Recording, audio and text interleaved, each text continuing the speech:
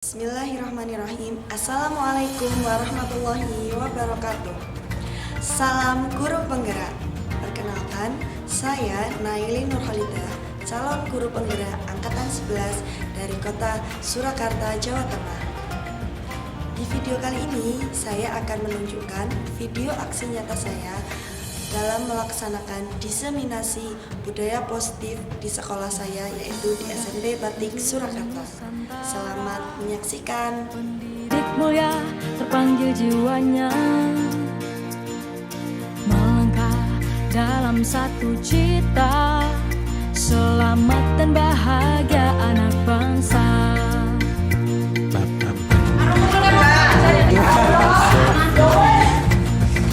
Bergerak siap berinovasi, berkolaborasi, bahagia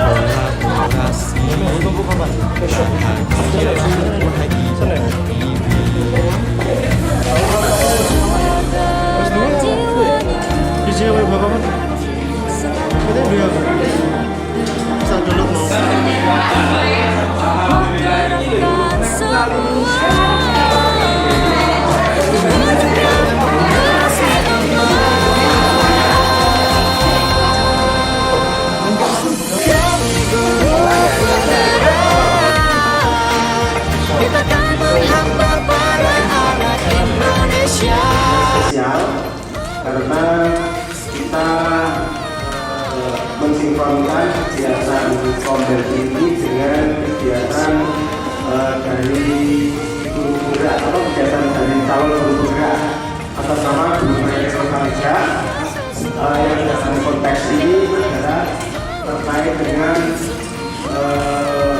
sisi positif. Saya rasa ini juga sesuatu yang penting, walaupun saya rasa ini juga sesuatu yang penting. Kita buktikan bahwa dulu awal-awal itu yang saya pilih juga materi disiplin positif, ya, ketika awal sekali kita melaksanakan kegiatan sebagai sebuah penggerak gitu.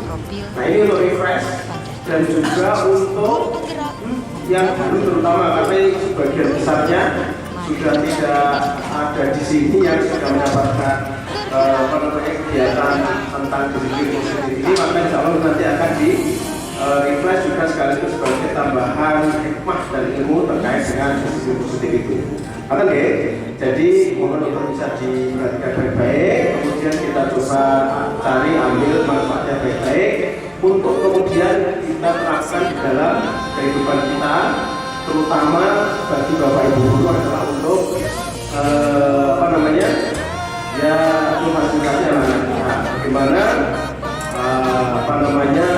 melayani keberadaan siswa itu, melayani segala sesuatu yang terkait dengan siswa itu.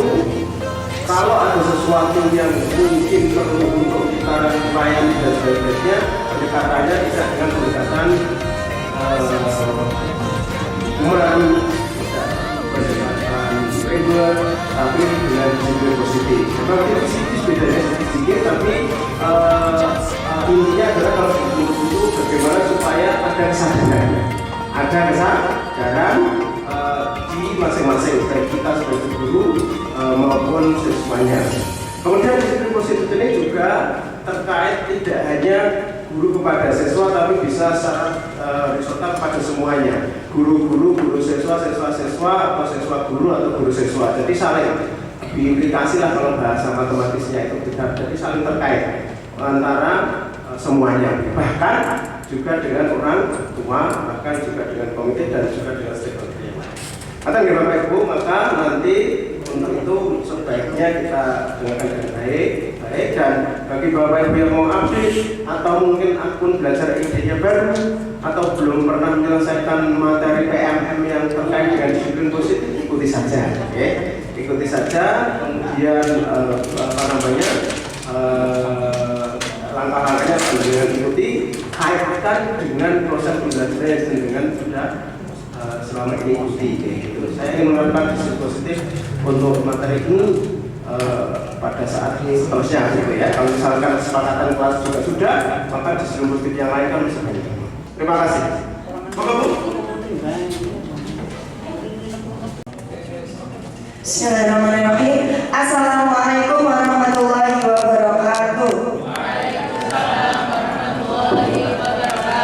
Alhamdulillahirabbil alamin. Assalatu wassalamu ala asrofil anbiya'i wal mursalin sayyidina wa maulana Muhammadin wa ala alihi wa ashabihi ajmain. Amma ba'du. Yang terhormat Bapak Kepala Sekolah SMP Batik Surakarta beserta jajarannya, yang kami hormati Bapak Ibu guru karyawan SMP Batik Surakarta. Puji syukur kehadiran Allah Subhanahu wa taala kita bisa berkumpul pada sore hari ini dalam keadaan sehat walafiat di ruang pertemuan SMP Batik Surakarta tanpa kurang suatu apapun. Kedua kalinya sholawat serta salam tak lupa kami haturkan kepada junjungan kita Nabi Agung Muhammad Sallallahu Alaihi Wasallam yang telah menuntun kita dari jalan kegelapan menuju jalan yang terang benderang.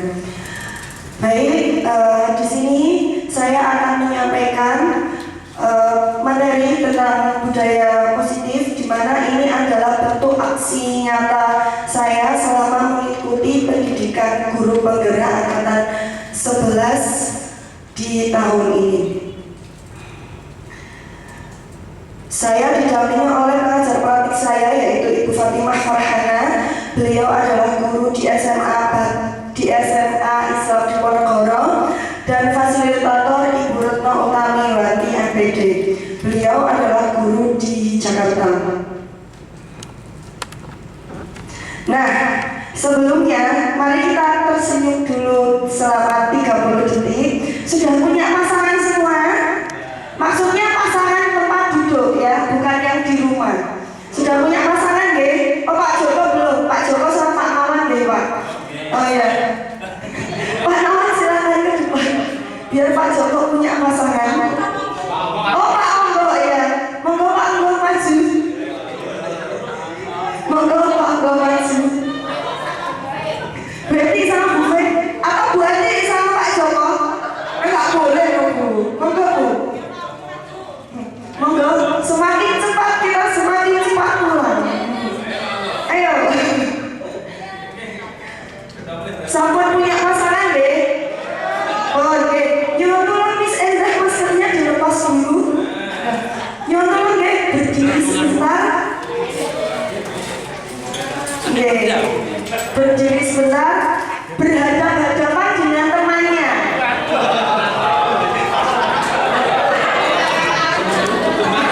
Kita di sini tersenyum selama 30 detik ya.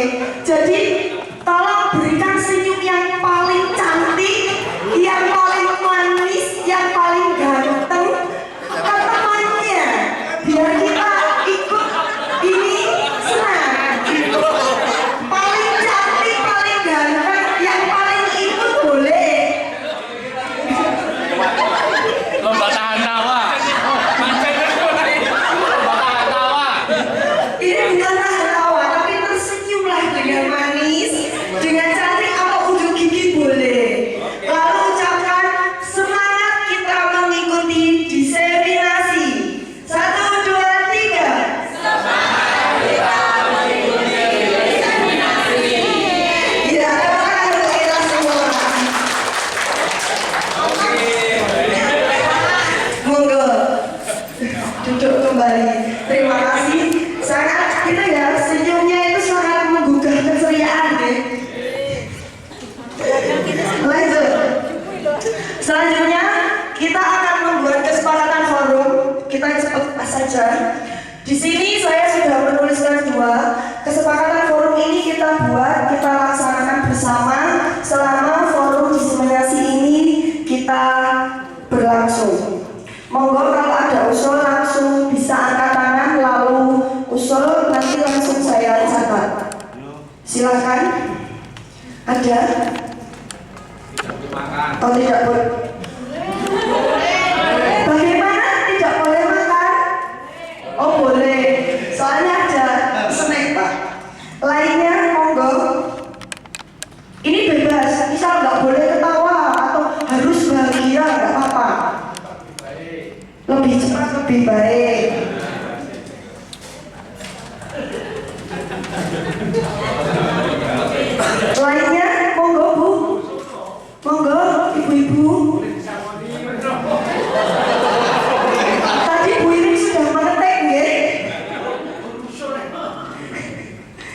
Monggo. Monggo, Ibu, Miss Endah. Bicara dengan sopan.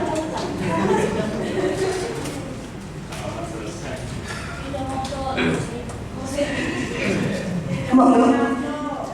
Dalam? Oh, tidak boleh ngantuk ya, Bu.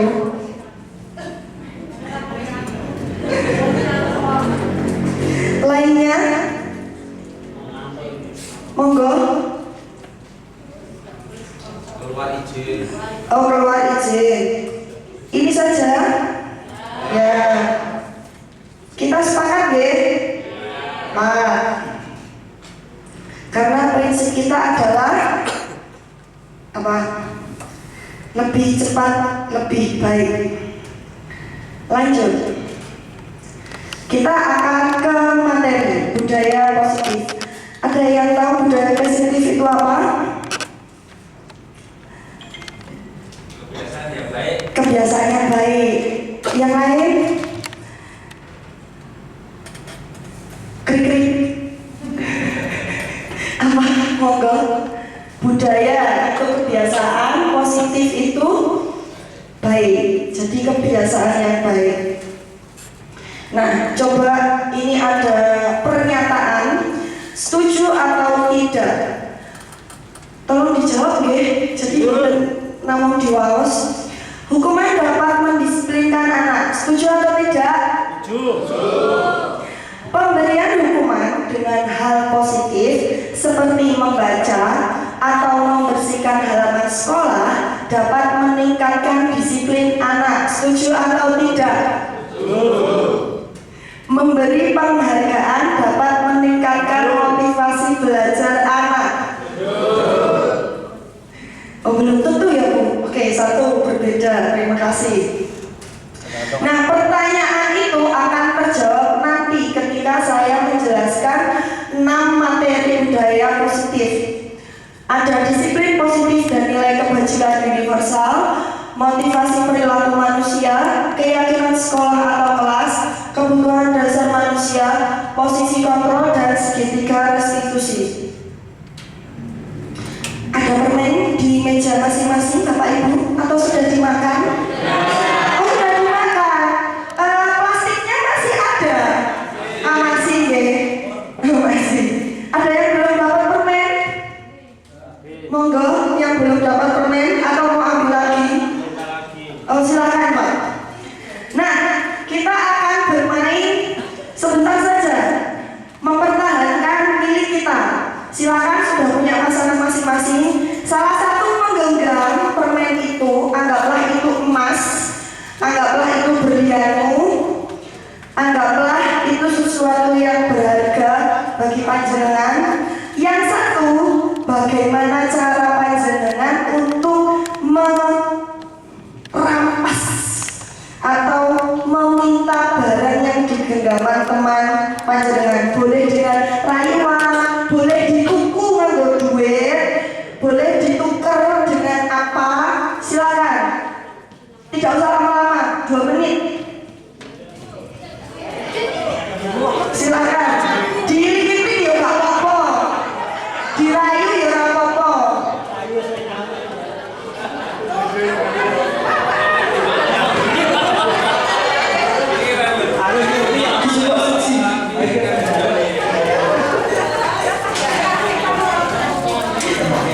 Pak Awan, minta tolong direkam.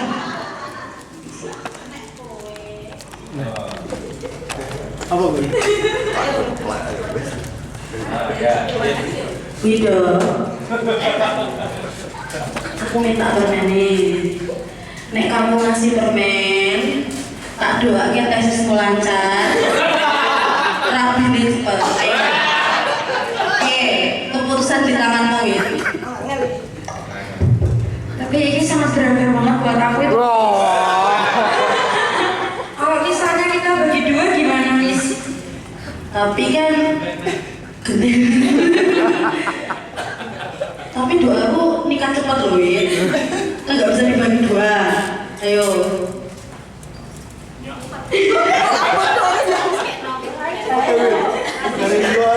Ya kan, Miss, karena doamu baik tak kasih aja deh.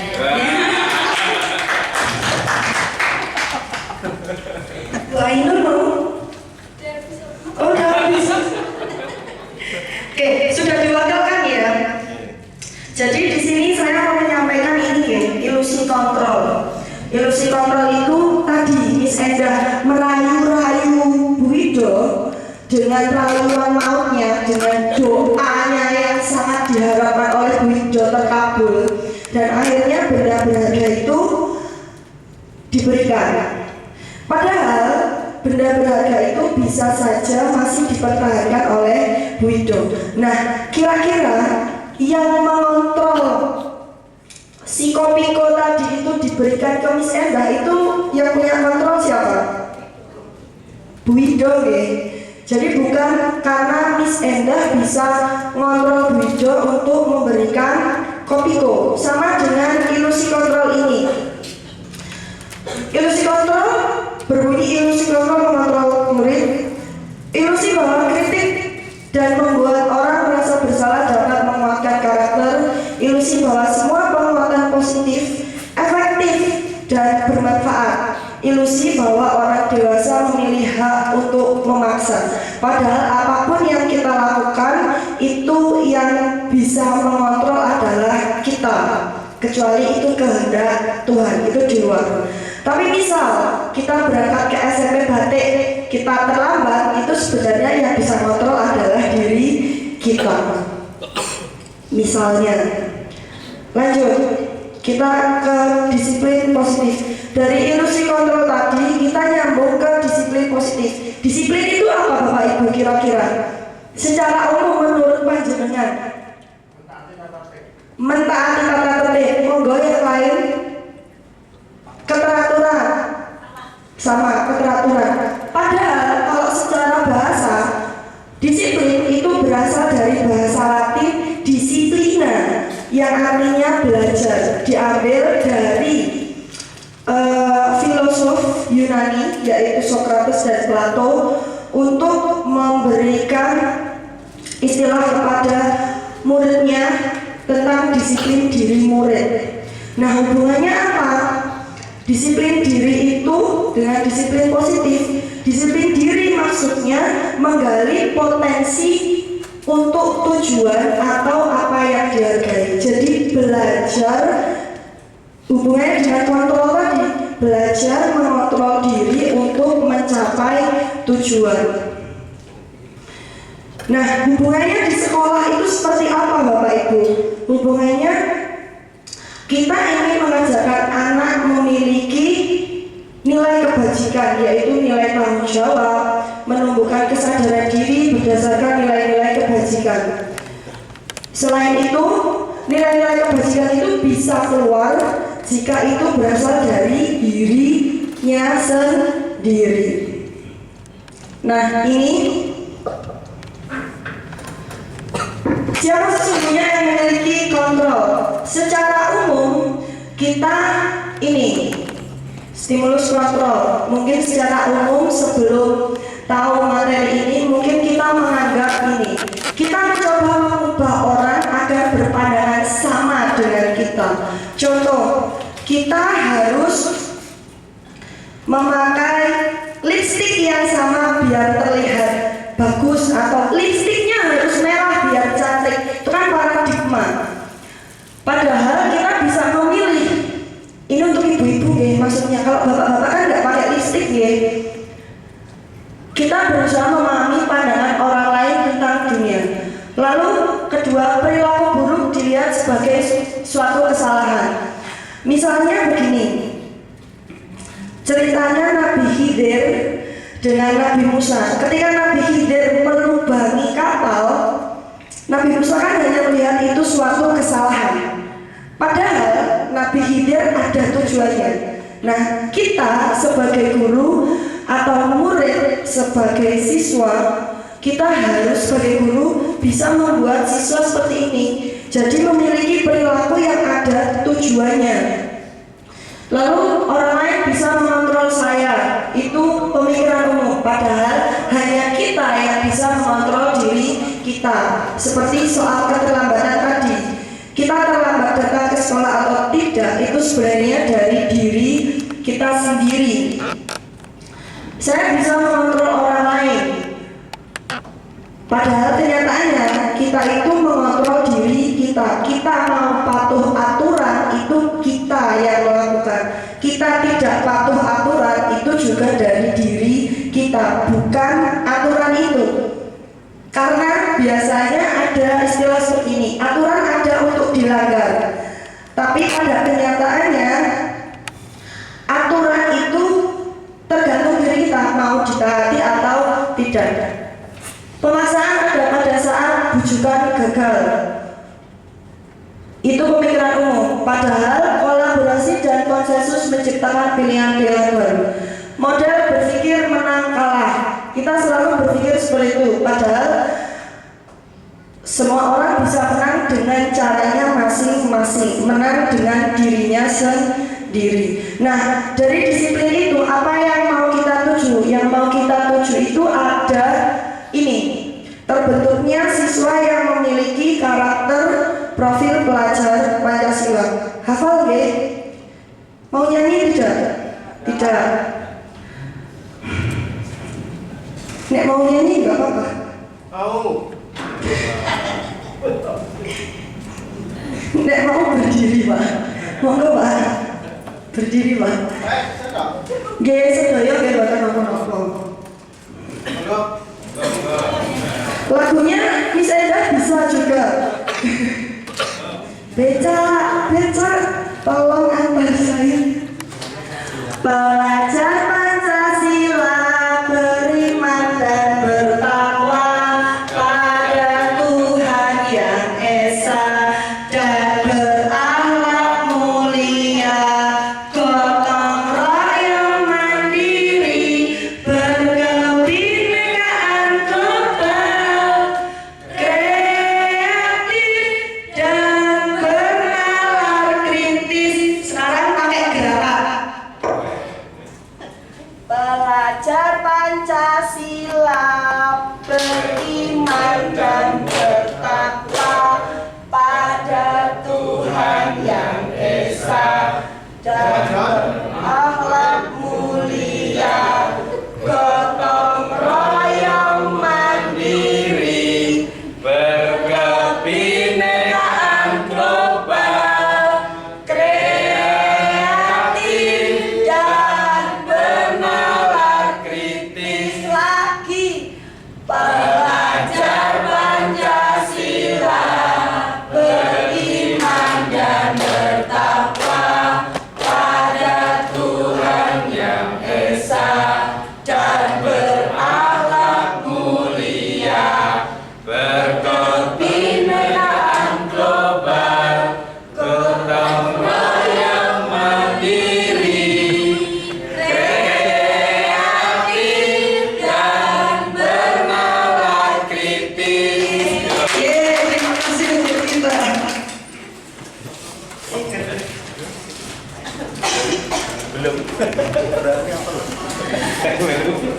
Nah, lagu apa Bapak Ibu? Ayo lagu apa? Judulnya apa Pak Anggo? Naik delman. Beca. Naik delman apa beca? Beca. Piye seni budaya ini? Oke, selanjutnya dari disiplin positif tadi kita melihat motivasi perilaku manusia. Merdeka menurut Ki Hajar Dewantara adalah merdeka itu artinya tidak hanya lepas dari perintah, akan tetapi juga cakap buat memerintah diri sendiri. Contoh paling gampang, Bapak Ibu sering tidak menunda pekerjaan karena scrolling HP. Nah, padahal HP itu kan yang pegang panjenengan, ya toh. Untuk meletakkannya saja kita masih perlu belajar lagi untuk bisa mengontrol diri. Itu hal kecil. Nah, motivasi perilaku manusia itu ada 3. E itu artinya eksternal, I internal. E. Untuk menghindari ketidaknyamanan atau hukuman, untuk mendapatkan imbalan atau penghargaan dari orang lain. Internal, untuk menjadi orang yang mereka inginkan dan menghargai diri sendiri dengan nilai-nilai yang mereka percaya. Nah, di sini ada pernyataan dihukum oleh penghargaan. Seperti tadi, apakah hukuman yang positif itu mampu memberikan kedisiplinan? Coba kita amati bersama. Kita memberikan penghargaan itu sama dengan kita menghukum. Kok bisa? Karena penghargaan itu ada pengaruh jangka pendek dan jangka panjang. Penghargaan itu menghukum, penghargaan mengurangi ketepatan, penghargaan tidak efektif, penghargaan merusak hubungan. Kenapa bisa? Karena kadang-kadang sadar atau tidak, ketika kita melihat mungkin teman kita, mungkin saudara kita, mungkin orang lain ketika mendapat penghargaan, kira-kira di hati kita ada rasa iri tidak? Nah, ada yang iya ya tidak? Yang iya, ketika rasa iri itu muncul, kira-kira kita menjadi pengen seperti itu atau malah wis tak jare elek wae ben ora kaya ngono neh. Oh, tak bisa. Nah, itu penghargaan. Ketika seseorang mendapat penghargaan, bisa saja dia menurunkan kualitasnya, mematikan kreativitas, mengurangi motivasi intrinsik. Kok bisa? Karena penghargaan itu sifatnya formal. Misalkan diberikan jabatan atau diberikan penghargaan berupa sertifikat. Mungkin dia mengejar itu hanya untuk kuantitas, bukan kualitas, sehingga kreativitasnya menurun. Lalu apa bedanya dengan apresiasi?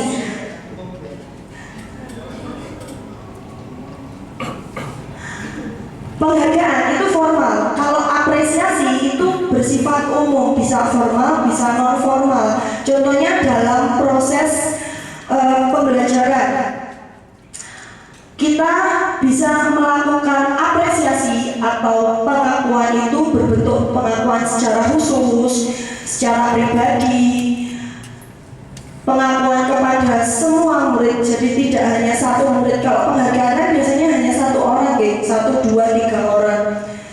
Terus fokus pada proses. Contohnya seperti ini, apresiasi. Situasinya pada saat menolong murid baru di kelas kita ingin menumbuhkan nilai kebajikan, rasa empati kepada anak. Nah, kita mengatakan, kemarin saya perhatikan kamu menolong teman kamu ya, terima kasih. Itu sedikit apresiasi dalam hal-hal kecil membuat murid itu merasa dihargai. Oh, berarti kalau aku begini dinotis.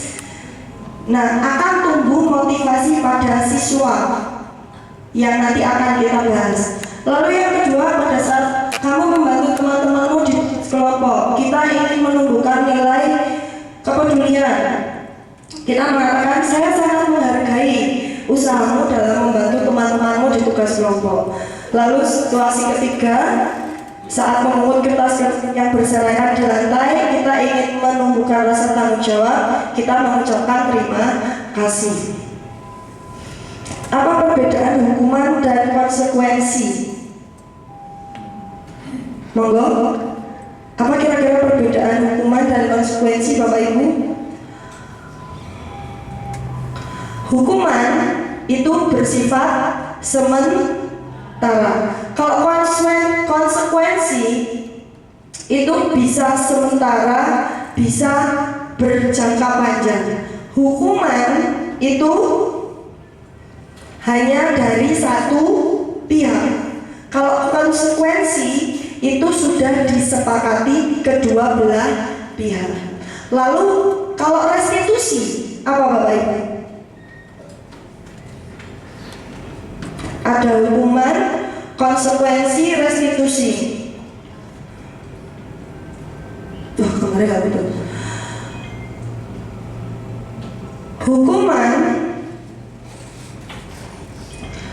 Hukuman, konsekuensi, dan restitusi. Kira-kira apa Bapak Ibu?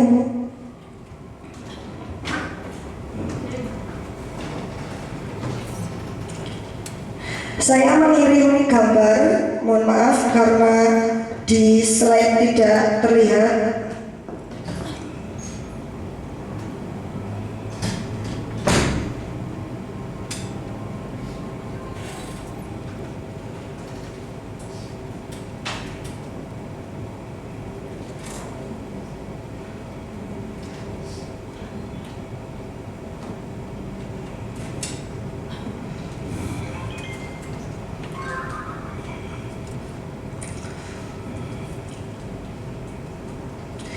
Hukuman itu adalah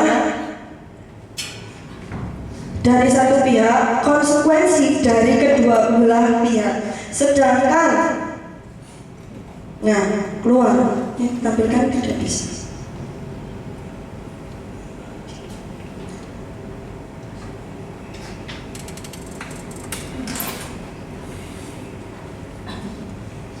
Dengan betul.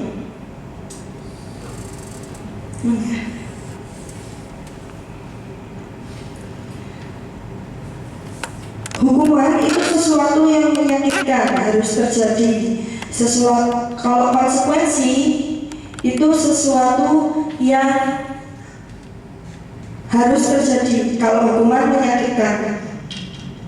Kalau hukuman, anak membenci kedisiplinan, sedangkan kalau konsekuensi, anak menghargai kedisiplinan. Kalau restitusi itu apa? Restitusi itu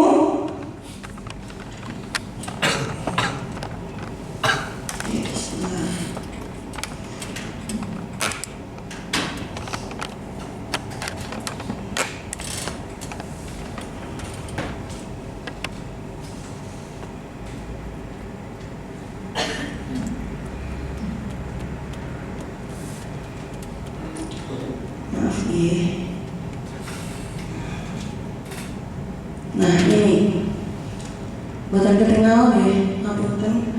Saya bacakan mawon. Di sini hukuman itu ke arah negatif, sedangkan konsekuensi itu netral, restitusi itu positif. Maksudnya bagaimana? Hukuman itu membuat anak menjadi korban yang mendapatkan keadilan. Kalau konsekuensi, korban bisa diabaikan, sedangkan restitusi, korban mendapatkan ganti. Maksudnya bagaimana? Hukuman itu paradigmanya sistem tidak akan berjalan bila murid tidak takut. Konsekuensi memerlukan monitoring dan supervisi terus-menerus dari guru. Restitusi, murid belajar bertanggung jawab untuk perilakunya. Jadi restitusi di sini itu murid-murid menumbuhkan rasa pilihan. Dia memiliki pilihan dalam menghadapi masalah. Jadi tidak saklek menghadapi aturan yang ada. Konsekuensi itu termasuk aturan. Makanya di sini ketika kita menerapkan hukuman, maka identitas yang terjadi adalah identitas gagal atau negatif. Sedangkan kalau kita menerapkan konsekuensi, identitasnya netral atau sukses tapi netral. Jadi anak mau ikut tapi itu belum masih netral, anak belum memiliki pilihan. Sedangkan restitusi, anak memiliki pilihan. Contoh dialognya kalau menghadapi masalah, jika peraturan, kamu itu harus kayak gini, pokoknya harus. Terus murid membenci aturan itu. Kalau konsekuensi, kamu ingat gak apa peraturannya? Bisa nggak kamu melakukannya? Seperti itu. Tapi kalau restitusi itu lebih memberikan pilihan ke anak. Kira-kira yang kamu yakini itu apa? Kemarin kita meyakini apa? Nilai apa yang kita yakini? Terus kira-kira apa yang bisa kamu lakukan untuk memperbaiki masalah ini? Ini sebenarnya bisa kita lakukan kepada orang berumur berapapun nggih. Karena ini sebenarnya teori yang bisa kita praktekkan bahkan kepada anak usia toddler atau anak usia 2 tahun. Jadi menanamkan dari dini. Kita memberikan dia kebebasan untuk memilih, tidak saklek seperti itu. Karena seperti ilusi kontrol tadi, dunia itu luas. Jadi kita harus, tugas kita adalah membuat anak bisa berpandangan lebih luas. Lanjut. Sudah mengantuk ya? Sudah, jajannya sudah habis.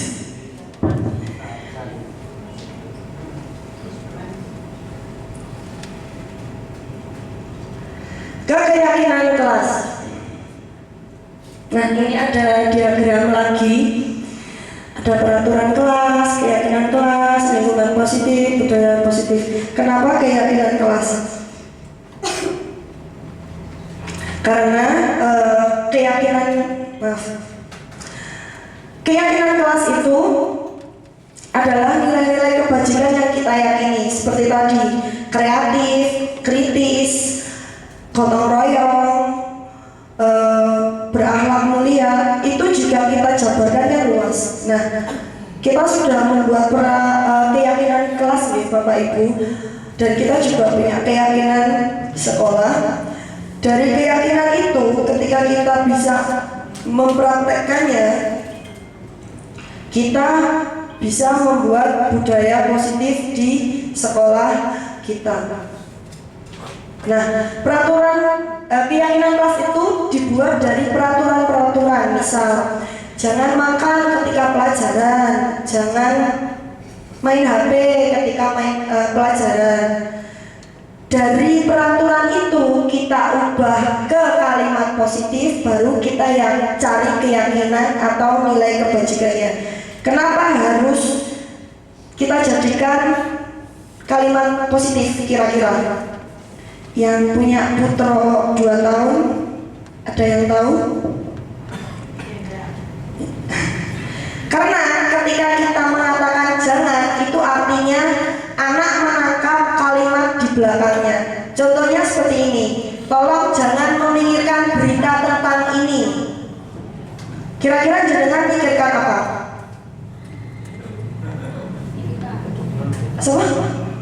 Siapa Bu? Ini logo apa? Ada yang tahu? Hah? Garuda Pancasila. Lainnya? Bapak-bapak timnas tidak tahu ini apa? Timnas. Kaos apa Pak? Timnas. Kira-kira kalau saya bilang jangan memikirkan tentang timnas, pikiran jenengan apa Pak? Memikirkan Arhan nggak Pak?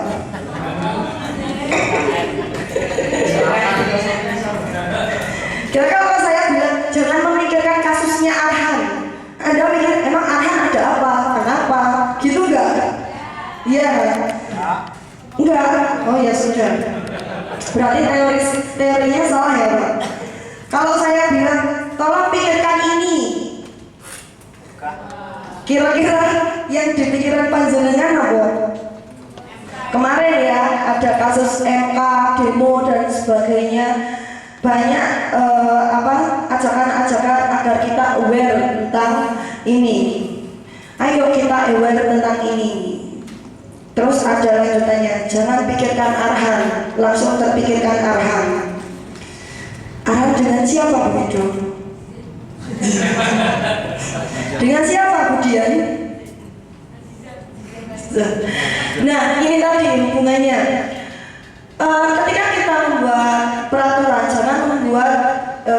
jangan membuat rak berantakan, kita ubah ke kalimat positif. Selalu kembalikan barang pada tempatnya. Nilai yang mau kita terapkan adalah tanggung jawab. Tanggung jawab ini nanti bisa kita uraikan menjadi berbagai peraturan. Makanya kita membuat keyakinan kelas, bukan peraturan. Ini ketinggalan boten nggih?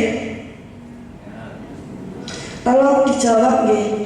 Kira-kira kalau peraturannya ini, keyakinan atau nilai kebajikannya apa? Selalu kembalikan buku kerak. Disiplin. Mendengarkan teman atau guru saat bertanya atau menjelaskan. Menghargai. Menggunakan HP sesuai dengan situasi dan kondisi. Tanggung jawab. Gunakan peralatan kelas sesuai fungsinya. Tanggung jawab. Bergantian saat izin ke toilet. Tertib. Di sini saya tidak mencantumkan kata jangan ya, karena ini langsung berbentuk positif. Jawabannya 1. Tanggung jawab, saling menghormati, saling menghargai, keselamatan. Biasanya kan anak-anak sering ya, kursi dibuat mainan, itu kan peralatan kelas. Tanggung jawab, menghargai orang lain, dan sabar. Keyakinan sekolah atau kelas. Guru berperan dalam mewujudkan terbentuknya keyakinan sekolah atau kelas dengan adanya kesepakatan antara guru dan murid. Keyakinan sekolah atau kelas berupa pernyataan-pernyataan universal yang mudah diingat dan dipahami dan harus diterapkan di sekolah. Ini contohnya yang sudah kami buat di kelas 7B. Monggo bisa sambil dirahapi ya Bapak Ibu. Kebutuhan dasar manusia. Kita sebagai manusia itu memiliki kebutuhan dasar. Di sini gambarnya ada kesehatan, ada uang, ada rumah, ada pakaian, ada cinta yang disukai sama Bu Wido dan Bu Venial. Kebutuhan dasar kita adalah bertahan hidup, tentu saja, kasih sayang dan rasa diterima. Nah, untuk yang belum berpasangan berarti kasih sayang dan rasa diterimanya dari keluarga. Penguasaan, kebebasan, dan kesenangan. Ini ada studi kasus Bapak Ibu. Ibu Zulaiha, guru wali kelas 9H, sedang bingung menghadapi ulah salah satu murid di kelasnya, Tommy. Beberapa anak telah mengeluhkan Tommy yang sering meminta bekal makan siang.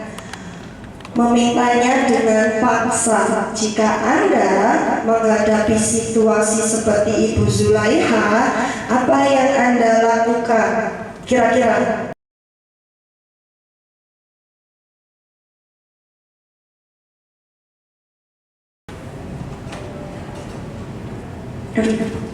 Kira-kira apa Bapak Ibu?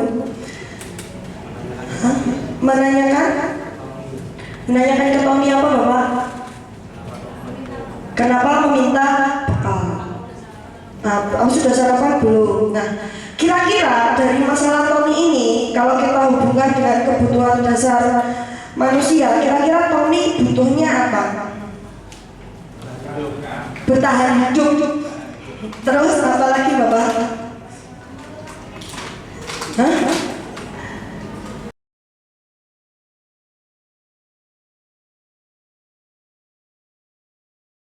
Alasan Tommy, karena ia lapar dan orang tuanya tidak membawakan bekal. Nah, berarti dia butuh bertahan hidup. Jadi kalau nggak makan dari pagi sampai sore nanti semaput. Alasan yang kedua, dia itu senang kalau temannya memperhatikan dia.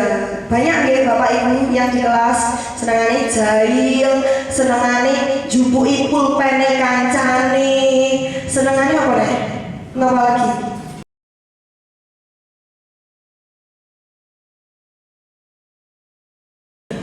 Semaput, caper ya. Cari perhatian. Dia itu sebenarnya mencari apa atau butuh kasih sayang dan rasa diterima. Mungkin dia tidak mendapatkan itu di rumah, makanya di sini dia mencari itu. Alasan yang ketiga,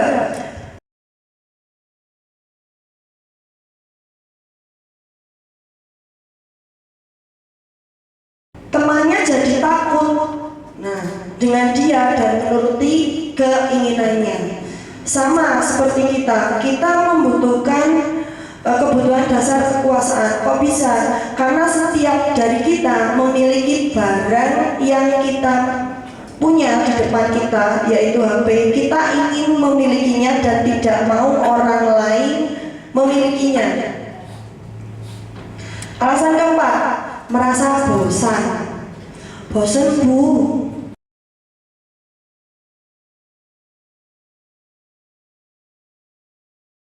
Saya dibawain bekal makanan sama ibu, tapi menunya itu aja. Pengennya beragam dari teman-teman. Nah, berarti dia butuh kebebasan.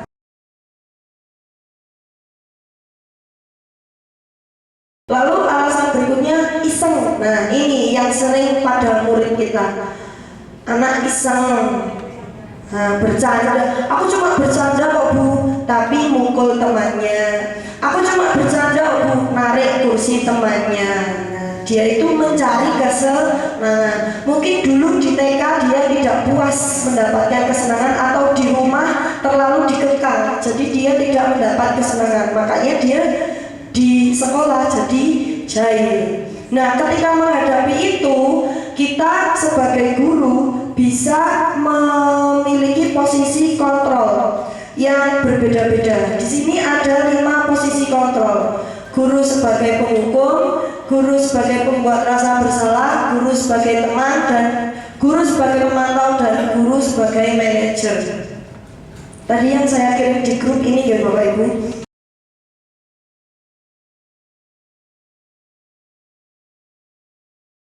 5 posisi kontrol.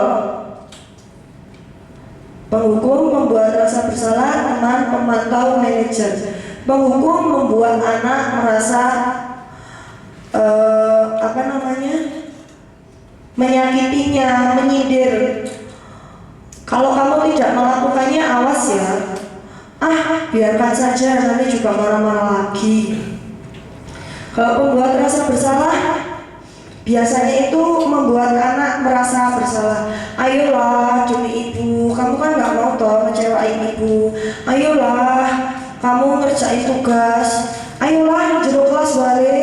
Kok sakit lo? Bundari kok disindir, kok bundari diseneni lo karo Pak CP ora bunyi kelas. Tuh, biasanya gitu enggak Bapak Ibu? Jamnya dikosongi. Itu saya. Membuat murid merasa bersalah. Lalu identitas berikutnya menjadi teman.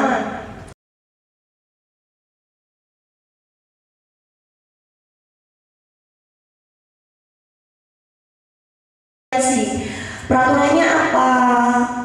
Tadi dulu kita sudah buat peraturan begini. Kalau kamu melanggar lalu bagaimana? Kayak gitu.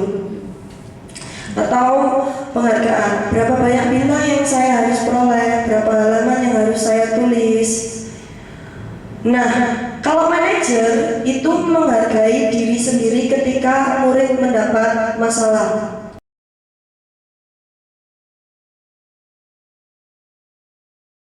Kita sebagai guru mengajukan pertanyaan ketika kita memposisikan diri menjadi manajer. Contohnya, apa sih yang kita yakini? Terus gimana kamu menyelesaikan masalah ini? Jadi murid bisa mengevaluasi dirinya sendiri. Kita kerjakan bersama-sama ya Bapak Ibu. Yuk kita tepuk SMP Batik dulu. Tepuk semangat gimana? Tepuk semangat dulu ya. Tepuk semangat gimana? Tepuk semangat dulu ya. Tepuk semangat gimana Bapak Ibu?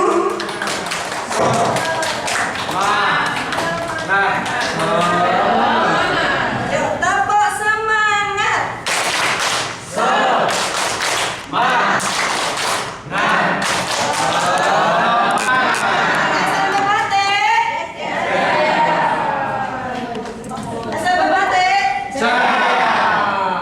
Daya dikerjakan dulu ya, bareng-bareng ya.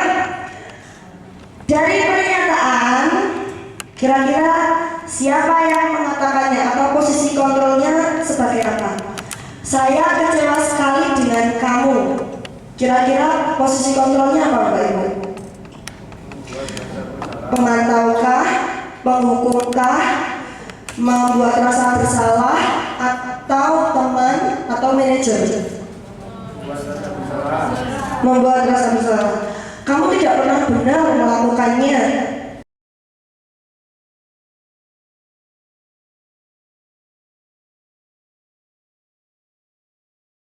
Menghukum.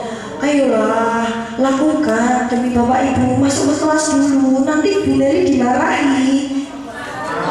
Merasa bersalah. Apakah kamu mau mendapatkan stiker bintang hari ini? Tolong kerjakan ini, nanti dapat stiker. Kira-kira apa?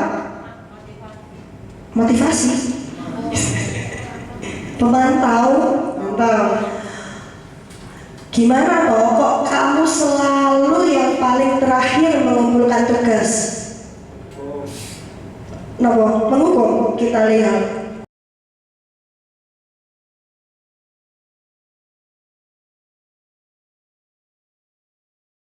Bagaimana kamu bisa menyelesaikan masalah ini, manajer? Saya kecewa sekali dengan kamu, membuat orang merasa bersalah. Nah, ini yang saya garis bawahi, kecewa sekali, tidak pernah, demi Bapak Ibu. Stiker bintang itu artinya penghargaan, menyelesaikan masalah, selalu. Itu adalah kata-kata yang mari kita coba untuk gunakan. Kita pilih-pilih mana posisi kontrol yang mau kita terapkan ke anak. Apakah kita mau menjadi penghukum? Apakah kita mau menjadi pemantau, teman, atau yang lainnya? Sebagai guru, harusnya kita menggunakan atau memposisikan diri menjadi manajer, di mana kita memberikan pilihan kepada murid kita untuk dia mencoba menyelesaikan masalah yang dibuatnya sendiri agar dia belajar mengevaluasi diri. Nah, ini bedanya.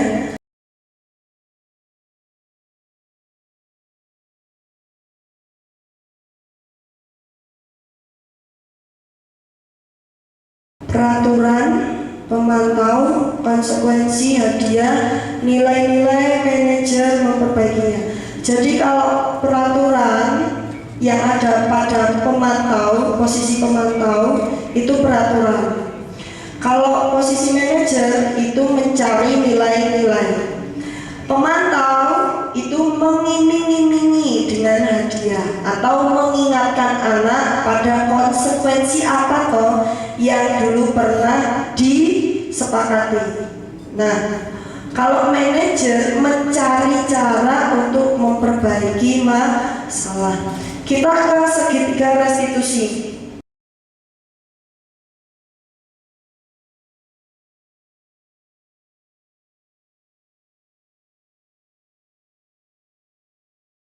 Ini biasanya digunakan ketika kita menyelesaikan masalah dengan anak, ketika anak melakukan kesalahan.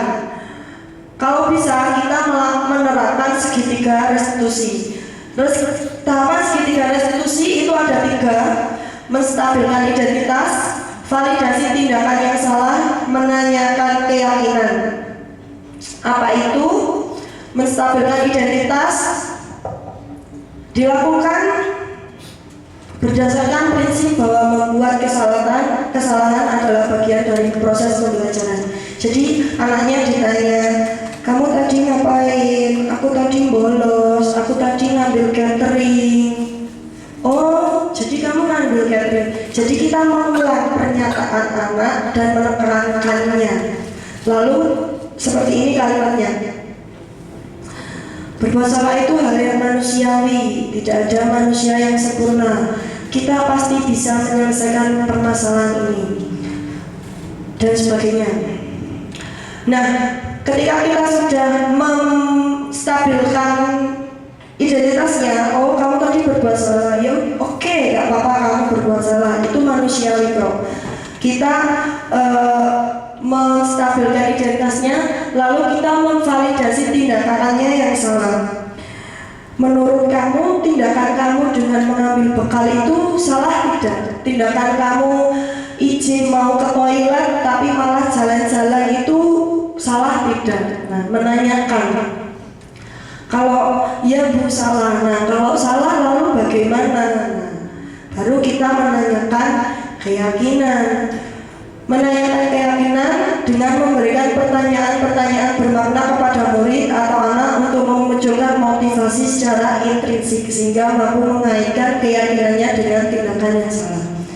Kalau kamu melakukan itu, kira-kira kita kan punya keyakinan sekolah di sekolah ini.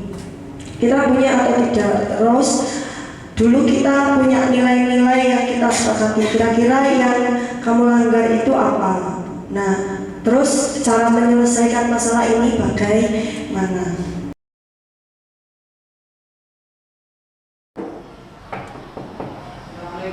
Waalaikumsalam, silakan masuk.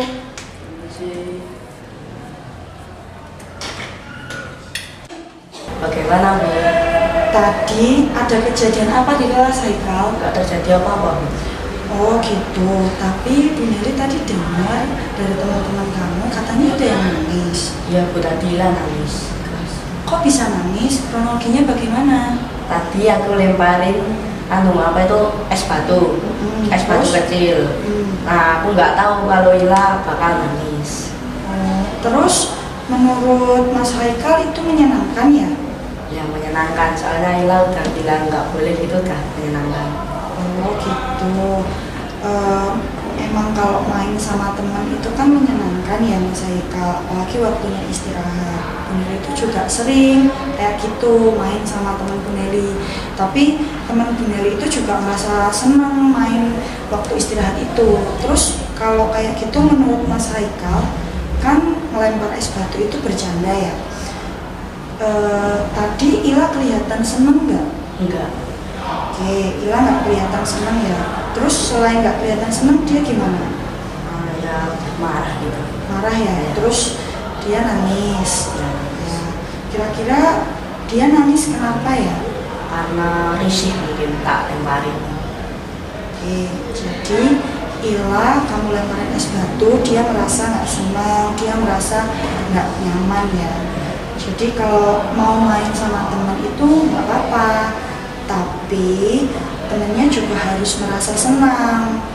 Nah, Mas Haikal, sebelumnya kita kan punya keyakinan kelas kan, dulu kita pernah buat bareng-bareng. Mas Haikal masih ingat nggak? Ingat ya. Kira-kira dengan Mas Haikal melempar es ke Ila tadi itu, Mas Haikal melanggar keyakinan kelas kita yang apa?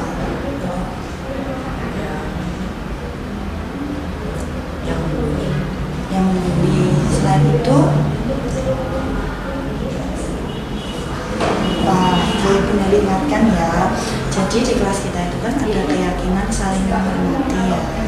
Jadi mungkin salah satunya kalau Mas Haikal melempar es batu ke Ila dan Ila merasa tidak senang, itu berarti Mas Haikal melanggar keyakinan kelas kita, yaitu saling menghormati.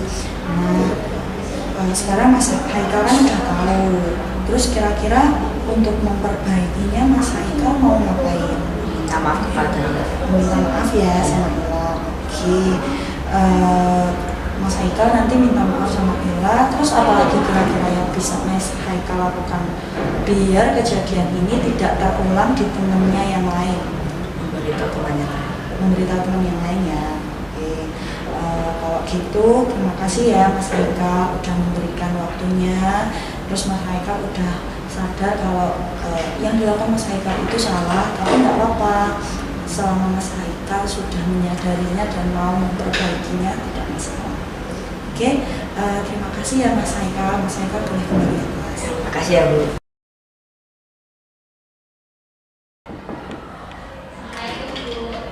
Waalaikumsalam. Ada apa Bu? Itu tadi Bu Neli dapat laporan. Katanya di kelas ada masalah. Ada apa ya? Iya Bu, tadi catatan saya diambil sama teman saya. Saya rapat menunggu teman saya.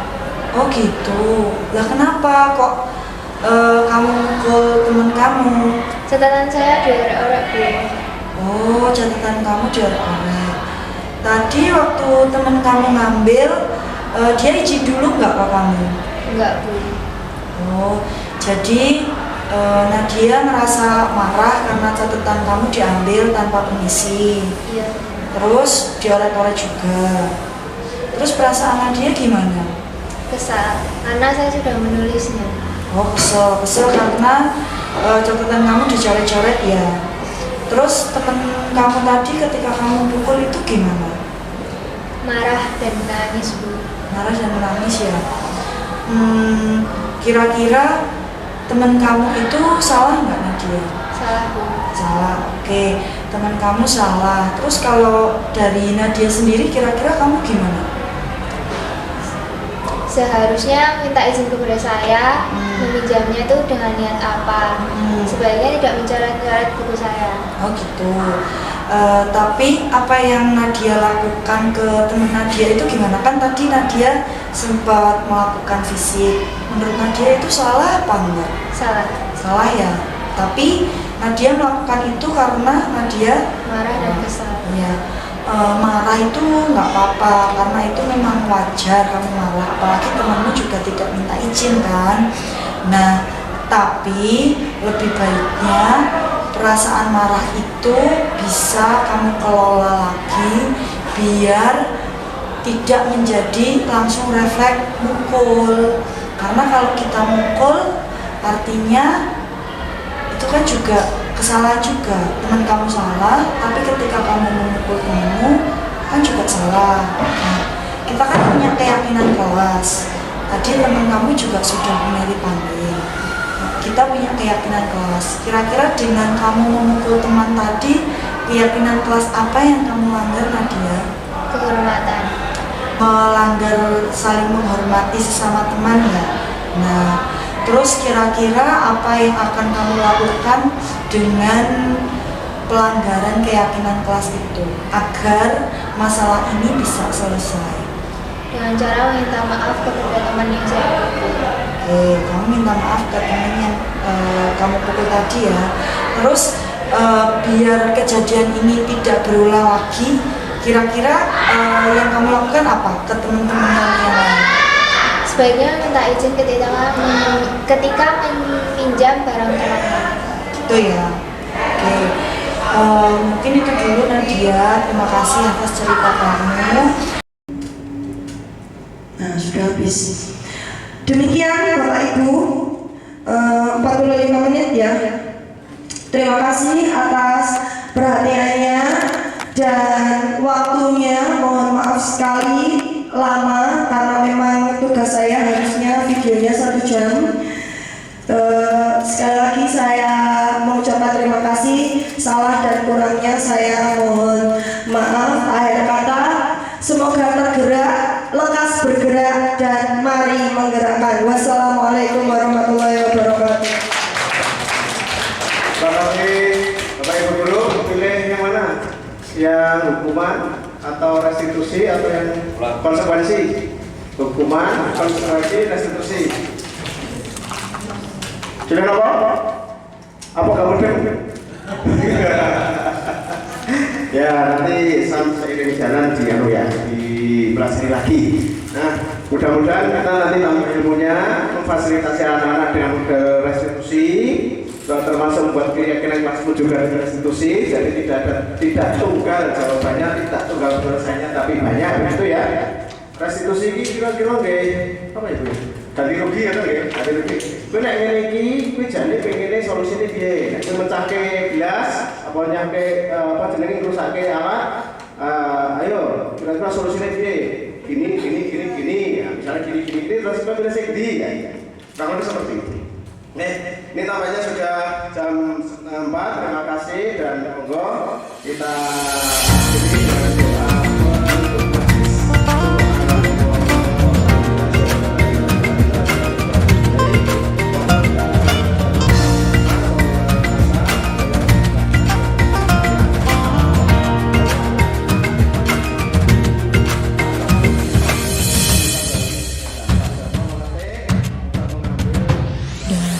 Berbagai penjuru Nusantara, pendidik mulia terpanggil jiwanya